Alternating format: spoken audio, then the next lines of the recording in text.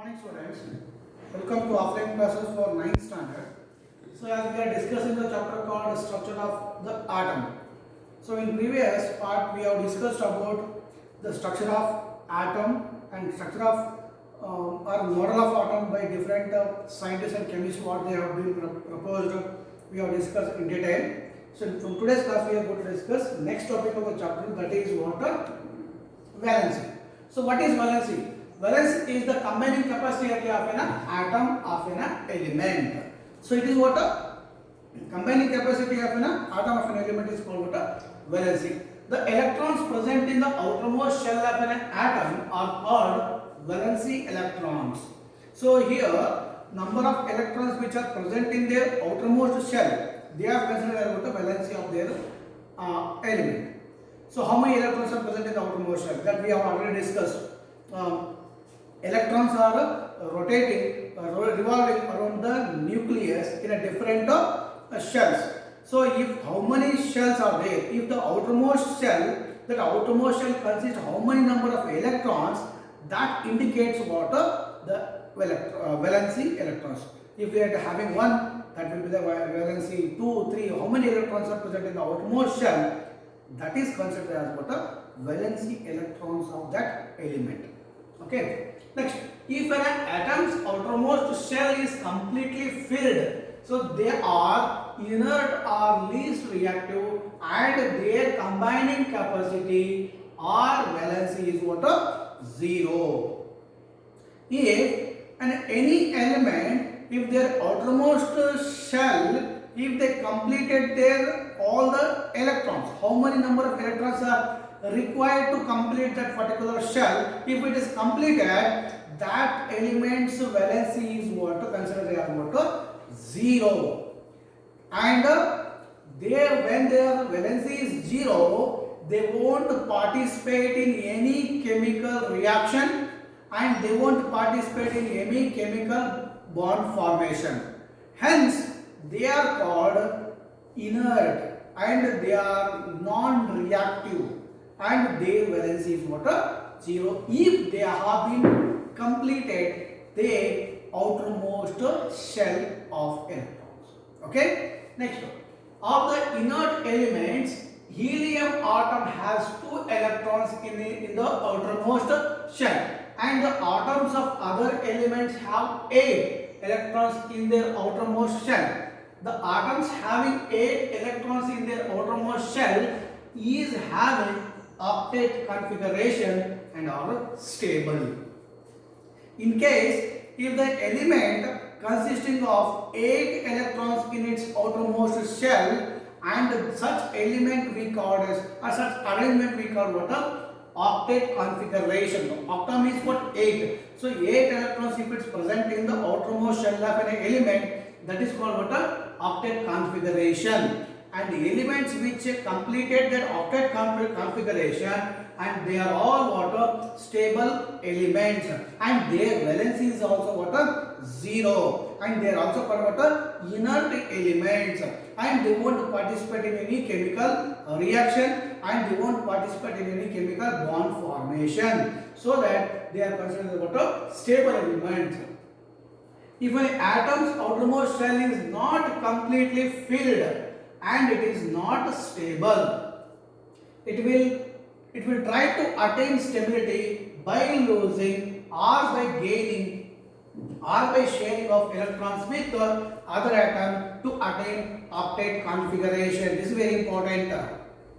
In case if the element is not completely filled and they are considered what not stable, so then what they do? So they try to attain stability. How they attain stability? For example, if an element having 7 electrons in its outermost shell, it requires only 1 electron to complete their octet structure or to complete their octet configuration. So to get one electron, so it requires only 1 electron to complete their octet configuration. In such way, what the element do? So they will try to get the element, try to get the electron from the other element, or it will try to lose their electrons, or it will try to share with other elements. So that to attain what stability. This is very important. For example, the sodium which is having it is a sodium is having only one electron in its outermost shell. So 2 in first shell, 8 in second shell, whereas third shell it contains what only one electron. So if that one electron, if it is loses, what happens? It completes their octet structure. So they by losing their electrons, they complete their octet configuration. Whereas chlorine having 7 electrons in its outermost shell, so it requires only one electron. So what they do? They will get the electron from the other element to complete their octet configuration. Like this, by sharing or by gaining the electron from other element, or they are losing the electron from them, so they complete their octet structure and they try to be stable element. Okay. Next, the number of electrons lost or gained or shared by the atom to attain octet configuration is the combining capacity or valency of the element. Here, this is what is valency here? The element when the element they try to attain the stability, how they try to attain the stability? Either by losing the electron, or either gaining the electron, or by sharing the electron to become a stable element. This is how they look at. They will combine with the other element. This combining capacity of an element is called the valency of an element. For example, hydrogen, lithium, sodium atoms can easily lose one electrons and become stable. So their valency is what? 1. See, hydrogen having only one electron in its outermost shell, whereas lithium is what? Its atomic number is 3, 2 in first shell, 1 is second shell. So and whereas sodium, already told you, 2 in first shell, 8 in second shell, whereas 1 in third shell. So they lose easily one electron from their shell. So that and their valency is what? 1. Whereas magnesium can easily lose what? 2 electrons. So its valency is what? 2. Aluminum can easily lose 3 electrons. So their valency is what? 3. Carbon share 4 electrons. So its valency is what? 4. Fluorine can easily gain 1 electron and become stable. So its valency is what? 1. Oxygen can easily gain 2 electrons. So its valency is what? 2. Nitrogen can easily gain 3 electrons. So its valency is what? 3. The element, how many electrons it gains? If it gains 2 electrons, that will be the valency of that element. If it loses 2 electrons, that will be the valency of an electron. And if it shares 2 electrons with other element, then how many number of electrons it shares with other element, that will be the considered valency of that element. So like this, how many electrons it shares, or how many electrons it gains, or how many electrons it lose, those number of electrons is nothing but considered the valency of those elements. Okay. The next is what?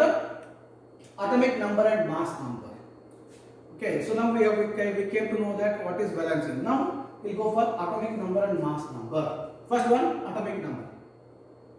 The atomic number of an element is the number of protons present in the nucleus of the atom of the element. Here we have discussed what already structure of atom.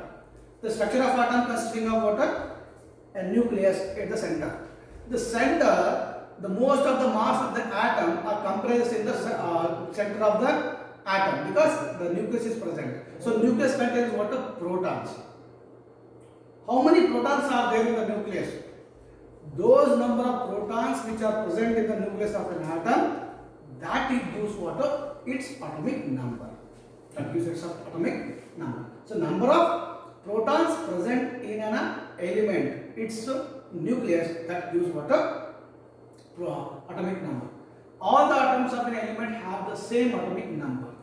Hydrogen, atomic number is what? 1. Helium, atomic number is what? 2. Lithium, atomic number is 3. Why it is 1, 2, 3? Because it contains what? 1 proton, 2 protons and 3 protons. Next goes to the mass number. So I know an atomic number we will denote with the symbol called Z. Atomic number will denote with the symbol called Z. What is atomic number? Number of protons in an element. It's called what? atomic number. Next, mass number. The mass number of an element is the sum of the number of protons and neutrons present in the nucleus of an atom of the element. Here, what is mass number?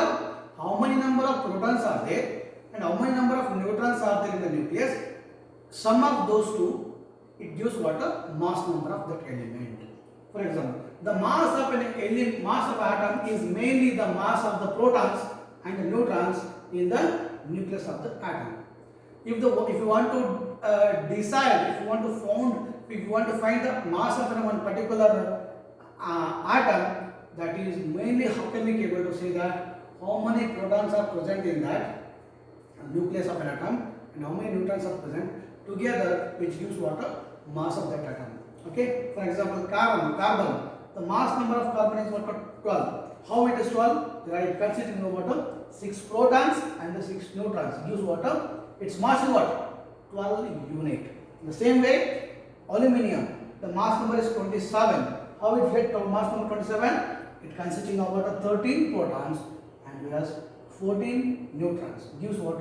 27. That is the mass of that aluminium. Mass of the aluminium. Sulfur mass number is what? 32. It consisting of what? 16 protons and the 16 neutrons. It gives what? 32 units. So 32 is what a mass number of sulfur. In the notation of an atom, the atomic number and mass number as we write. How can we write the symbol? Any one particular element, how can we write it? What here is that the symbol of the element. For example, the nitrogen N. Its mass number is what? The 14. Its atomic number is what? 7. In this way we will write atomic number 7 and the mass number is what? 14. Okay. So this is in this way we will write what? Denote an element, their mass number and atomic number. Okay. Next, isotopes. What is isotopes? Isotopes are the atoms of the same element having the same atomic number but different in mass number. Having the same atomic number but different in mass number. You just see here. Here the atomic number is what? Atomic number of hydrogen is what? 1. Here hydrogen is what? 1. Hydrogen is what? 1. So 1, 1, 1. These are atomic number of hydrogen. But whereas mass number is different. The protium mass number is 1. Deuterium mass number is what? 2. Tritanium mass number is what? 3. So here mass number is getting varies in these 3 different elements. So such elements are called what? Isotopes. The hydrogen has 3 isotopes. They are protium, deuterium and tritium. So their atomic number is same whereas mass number is a difference. Carbon has 2 isotopes. They are here 6. Atomic number is same but mass number 12 and 14. In the same way, chlorine has 2 isotopes. So here one is 1735 whereas 1737 like this. So atomic number is same but mass number is different. Such elements are called isotopes. Explosively, last topic, that is what? Isobars. Isobars are the atoms of different elements having different atomic numbers but same mass numbers. That is the reverse of that isotopes. So where in isotopes what happen? Atomic number will be the same but mass number is different. Here isobars means what? Atomic number is different but mass number is same. These pairs of elements have the same number of nucleons. Calcium, atomic number is 20. Argon, atomic number is what? 18. Have different atomic numbers but they have the same mass number called 40. So here atomic number is 20 for calcium. Atomic number of argon is what? 18 but their mass number is what? Same. So these are considered what? Isobars. Iron and nickel have different atomic numbers but they have same atomic mass number 58. So here atomic number of iron is what? 26. Atomic number of nickel is what? 27 but the mass number is what? Same. So these elements are considered what? Isobars. Okay. So this is about what? Isobars. Okay. This is isotopes and isobars. Isotopes means what? Having same atomic number but different in mass number. But here having different atomic number but same mass number. So this is about what? Isobars and isotopes. And by this the lesson of the structure of atom is going to complete. In the next class, we discuss another important chapter from the science. Okay.